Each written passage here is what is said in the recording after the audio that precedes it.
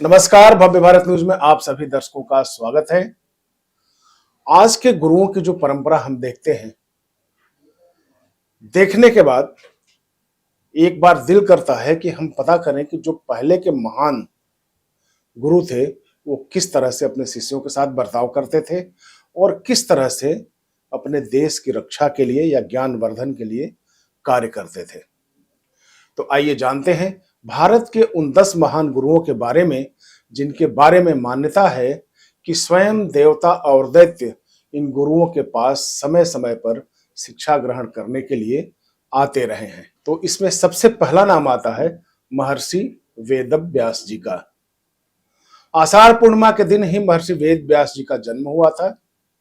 यही कारण है कि इस दिन को महर्षि वेद व्यास को समर्पित करते हुए व्यास जयंती या गुरु पूर्णिमा के रूप में भी सनातन धर्मी पूरी आस्था के साथ मनाते हैं। प्राचीन भारतीय ग्रंथों के अनुसार महर्षि वेद व्यास स्वयं भगवान विष्णु के अवतार थे, ऐसा माना जाता है। महर्षि का पूरा नाम कृष्णद्वैपायन व्यास था।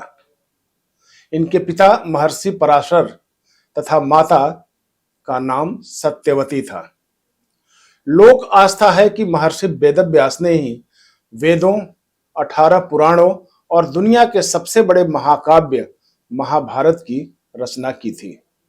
महर्षि के शिष्यों को अगर हम देखें तो ऋषि जैमिनी, वैशंपायन, मुनि सुमंत, रोमहर्षण आदि का नाम प्रमुखता से लिया जाता है। गुरुओं में महर्षि वाल्मीकि का भी नाम प्रमुखता से आता है।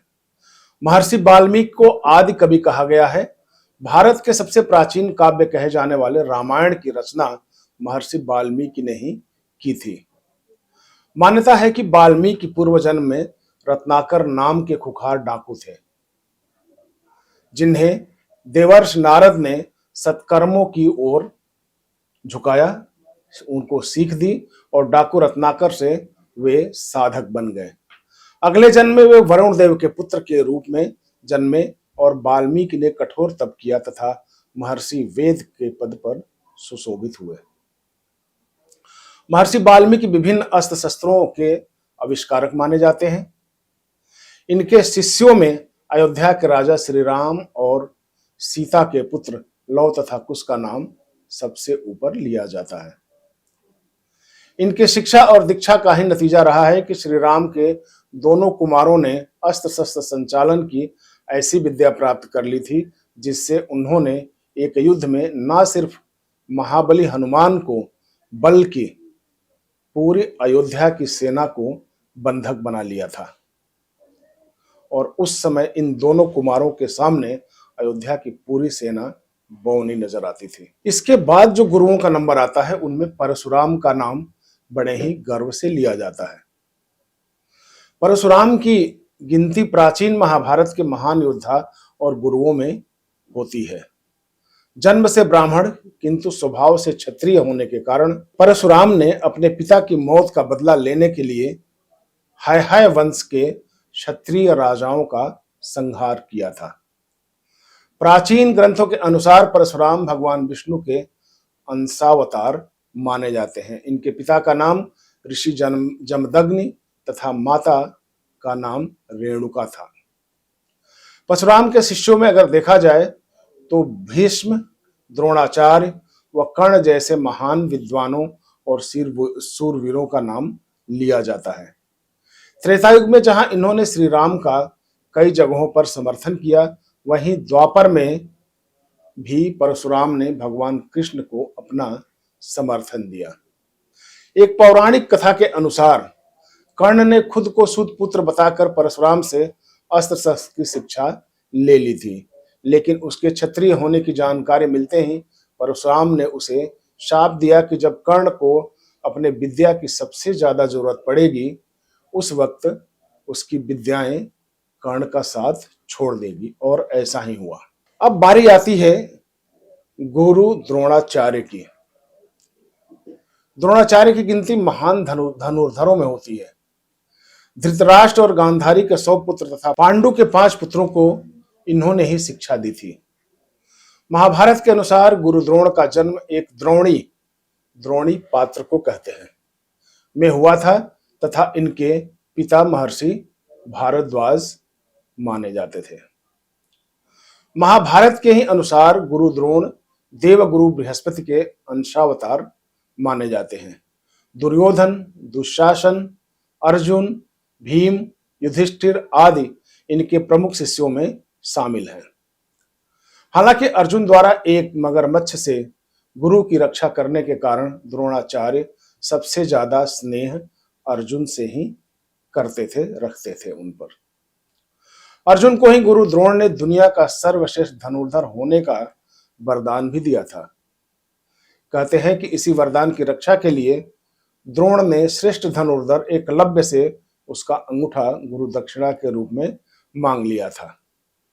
महाभारत युद्ध में गुरु द्रोण राज सत्ता के प्रति वचनबद्ध होने के कारण कौरवों की ओर से युद्ध भूमि में उतरे। यहाँ पांडवों के पक्ष में धृतद्युम्न ने छल से गुरु द्रोणाचार्य का सिर काट दिया था। अब बारी आती है गुरुओं में महर्षि विश्वामित्र की। सनातन धर्म के महान ग्रंथों में हमें ब्रह्मर्षि विश्वामित्र की सबसे ज्यादा चर्चा मिलती है।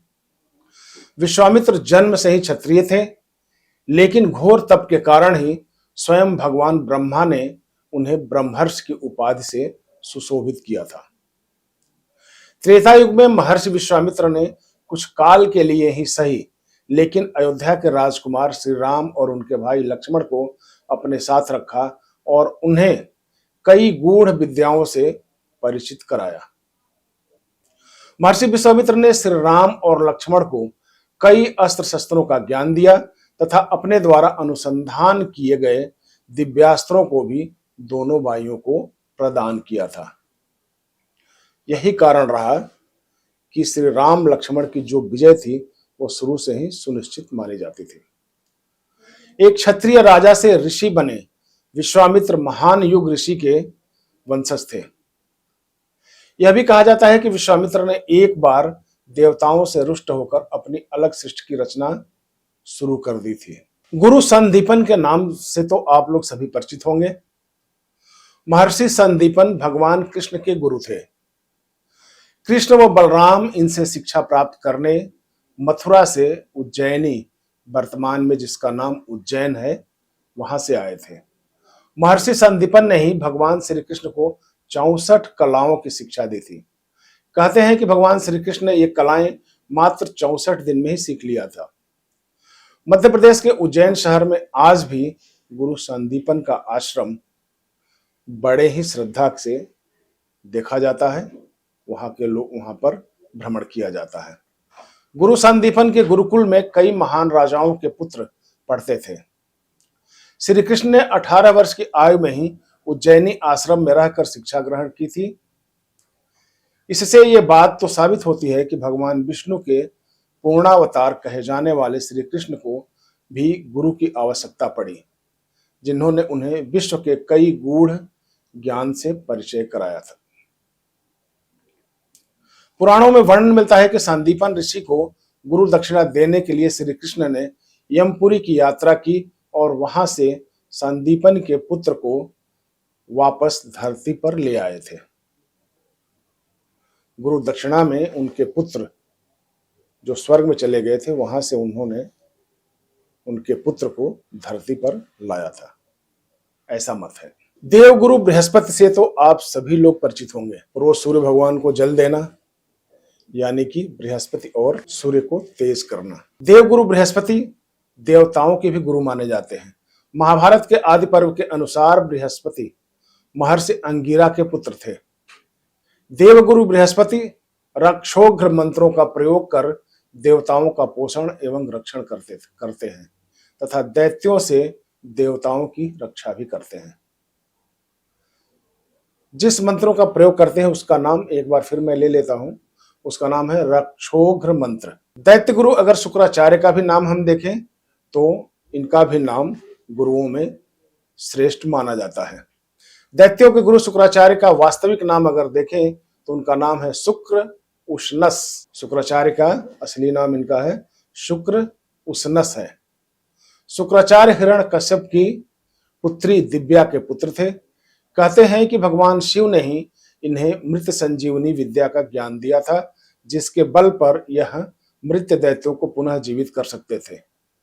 आपको जानकर आश्चर्य होगा कि गुरु शुक्राचार्य के शिष्य में जहां सर्वाधिक संख्या दैत्यों की होती थी, वहीं इन्होंने गुरु धर्म का पालन करते हुए देवपुत्रों को भी शिक्षाएं प्रदान की थी। खुद देवगुरु बृहस्पति के पुत्र कच्छ ने भी शुक्राचार्य से ही शिक्षा ग्रहण की थी। साथ ही भयानक दैत्यों से अपने देवपुत्रों शिष्य की रक्षा भी की थी। हम आपको उन गुरुओं के बारे में बता रहे हैं जो काफी चर्चित हैं और कहीं ग्रंथों में, पुराणों में इनका नाम मिल जाता है। मैं इसलिए आज उनका वर्णन भी करना चाहता हूं कि इनकी जो परंपरा रही है, इनकी गुरु शिष्य परंपरा रही है, उसको आप लोग जानें और जानने के बाद उसका अनुसरण करें तो निश्चित तौर पे आप भी आगे बढ़ सकते हैं अपनी जिंदगी में। तो अब बारी आती है गुरु वशिष्ठ की। तो गुरु वशिष्ठ को अगर माना जाए तो ये सूर्य वंश के कुलगुरु थे। इन्हीं के परामर्श पर महाराज दशरथ ने पुत्रेष्ठि यज्ञ किया था, जिसके फलस्वरूप श्री राम, लक्ष्मण, भरत व शत्रुघ्न का जन्म हुआ था। श्री राम सहित चारों भाइयों ने वेद वेदांगों की शिक्षा गुरु वशिष्ठ से ही प्राप्त की थी। वहीं वनवास से लौटने के बाद श्री राम का राज्याभिषेक भी इन्हीं के द्वारा हुआ था। गुरु वशिष्ठ ने ही वशिष्ठ पुराण, वशिष्ठ श्राद्ध कल्प, वशिष्ठ शिक्षा आदि ग्रंथों की रचना भी की थी।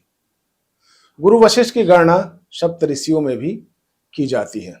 अब बारी आती है आदि शंकराचार्य की। तो दक्षिण भारत के केरल राज्य के कालड़ी ग्राम में एक ब्राह्मण परिवार शिवगुरु दंपति के घर पैदा हुआ, जिसका नाम आदि शंकराचार्य रखा गया। असाधारण प्रतिभा के धनी आदि शंकराचार्य ने 7 वर्ष की उम्र में ही वेदों के अध्ययन किया और पारंगतता हासिल की। छोटी सी उम्र में ही इन्होंने अपनी माता से संन्यास लेने की अनुमति प्राप्त की और गुरु की खोज में निकल पड़े। सनातन धर्म में मान्यता है कि आदि शंकराचार्य भगवान शंकर के ही अवतार हैं। आदि शंकराचार्य ने ही भारत के 4 कोनों पर 4 पीठों की स्थापना की थी। इनमें श्रृंगेरी, जो कर्नाटक यानी दक्षिण में देखा जाए तो कर्नाटक में है, और द्वारका गुजरात यानी पश्चिम में, पुरी देखा जाए तो पूर्व उड़ीसा में, और ज्योतिर्मठ यानी कि जोशी मठ के नाम से जो आज प्रसिद्ध है वो उत्तराखंड में उत्तर में आज भी मौजूद है। यानी कि 4 मठों की स्थापना की। आदि शंकराचार्य ने मात्र 32 वर्ष की अल्पायु में ही पवित्र केदारनाथ धाम में अपने शरीर को त्याग दिया, यानी कि इहलोक को त्याग दिया। 10वें गुरु की हम बात करें तो गुरु कृपाचार्य आते हैं, जो गौतम ऋषि के पुत्र कृपाचार्य की गणना महाभारत काल के 18 महायोद्धाओं में होती है। इस भीषण युद्ध में गुरु कृपाचार्य भी जीवित बच गए, ऐसी मान्यता है। कृपाचार्य को चिरंजीवी होने का वरदान भी प्राप्त हुआ है। भीष्म पितामह ने कृपाचार्य को पांडवों और कौरवों को धनुर्विद्या का ज्ञान दिया था। महाभारत का युद्ध समाप्त होने के बाद गुरु कृपाचार्य ने पांडव वंश के महाप्रतापी और कलयुग के प्रथम राजा परीक्षित को भी अस्त्र विद्या सिखाई थी। तो ये थे हमारे 10 महान गुरु, जिनका जो देवताओं और राक्षसों को भी शिक्षा देते थे, लेकिन शिक्षा देने में वो कभी भेदभाव नहीं करते थे।